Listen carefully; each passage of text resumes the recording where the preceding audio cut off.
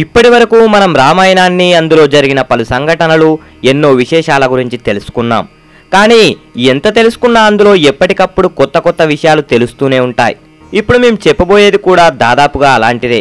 అయితే ఇది కొత్త విషయం కాకపోయినా రామాయణం మొత్తం పూర్తిగా చదివిన వాళ్ళకు కొందరికి తెలిసి ఉంటుంది, కొందరికి తెలిసి ఉండదు. ఇంతకీ ఆ విషయం ఏంటంటే రావణుడు లంకకు అధిపతి, అలాగే అతని వద్ద పుష్పక విమానం ఉంటుంది. అందులోనే కదా సీతను ఎత్తుకెళ్ళింది. అయితే నిజానికి రావణుడు పాలించిన లంకతో పాటు అతని వద్ద ఉన్న పుష్పక విమానం కూడా అతనివి కావు, అవి వేరే వ్యక్తికి చెందినవి. ఆ వ్యక్తి ఎవరంటే మీకు కుబేరుడు తెలుసు కదా, సంపదలను సృష్టించే లక్ష్మీదేవి నుంచి దాన్ని తీసుకొని లోకంలో ఉన్న అందరికీ సంపదలను పంచే వ్యక్తి అతను. అయితే నిజానికి కుబేరుడు రావణుడికి అన్న అవుతాడు. ఎలా అంటే విశ్వశ్రవుడు అనే వ్యక్తికి ఇద్దరు భార్యలు. మొదటి భార్య వరవర్ణిని. మొదటి భార్యకు పుట్టినవాడే కుబేరుడు. రెండో ఆమెకు రావణుడు, కుంభకర్ణుడు, శూర్పణఖ, విభీషణుడు జన్మిస్తారు. అయితే కుబేరుడు పుట్టుకతోనే మరగుజ్జుగా పుడతాడు. పెద్ద పొట్ట ఉంటుంది, 3 కాళ్ళుంటాయి. శరీరం అస్తవ్యస్తంగా నిర్మాణమై ఉంటుంది. దంతాలు బయటకొస్తాయి. అయినప్పటికీ లోకంలో సంపదను పంచే దేవుడిగా ఉండడంతో అతనికో నగరం, ఓ వాహనం అవసరమని చెప్పి విష్ణువు ప్రముఖ శిల్పి విశ్వకర్మతో లంకా నగరాన్ని, పుష్పక విమానాన్ని తయారు చేయించి కుబేరుడికి ఇస్తాడు. అప్పుడు కుబేరుడు లంకురాజుగా ఏలుతాడు. అదే సమయంలో రావణుడు, కుంభకర్ణుడు వనాలకు వెళ్లి తీవ్రంగా తపస్సు చేసి బ్రహ్మను మెప్పించి ఆయనచే ఎన్నో వరాలను పొందుతారు. తమకంత సులభంగా చావు రాకూడదని చెప్పి వరాలు తీసుకుంటారు.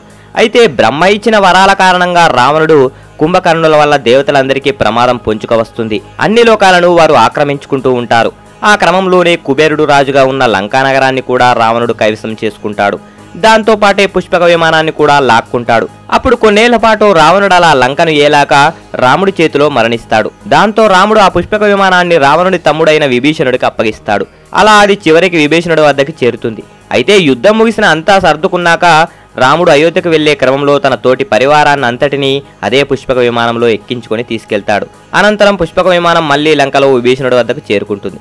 ఒక పెద్ద నగరానికి చెందిన ప్రజలు మొత్తం ప్రయాణించేందుకు వీలుగా పుష్పక విమానాన్ని విశ్వకర్మ తయారు చేశాడట. అందుకే రాముడు, అతని పరివారం మొత్తం అందులో అయోధ్యకు చేరుకుంటుంది. అయితే లంకానగరం పుష్పక విమానం పోయేసరికి కుబేరుడికి శివుడు వేరే బాధ్యతను అప్పగిస్తాడట. అతన్ని ఉత్తర దిక్కున అధిపతిగా చేస్తాడట. అందుకే ఉత్తర దిక్కంటే ఇప్పటికీ ధనం, సంపదకు నిలయమని చెబుతుంటారు. అలా ఆకాశ విహారం చేయడానికి విశ్వకర్మ చేత పుష్పక విమానాన్ని ఒక నగరంలో జనమంతా పట్టే విధంగా రామాయణ పురాణాల కాలంలోనే నిర్మించారు. దాని ఆధారంగా చేసుకొని ఈ యుగంలో మన వాళ్ళు విమానాన్ని కనిపెట్టారు. ఇవే కాకుండా మన భారతీయ పురాణాలు, మన సంస్కృతి మనకెన్నో అందించాయి. అందుకే మన భారతీయుల జ్ఞానం ఎంతో గొప్పదంటారు. అలాంటి మన జ్ఞానాన్ని మనం ఏ విధంగా ఉపయోగించుకుంటున్నామో మనకే తెలియాలి. జై హింద్.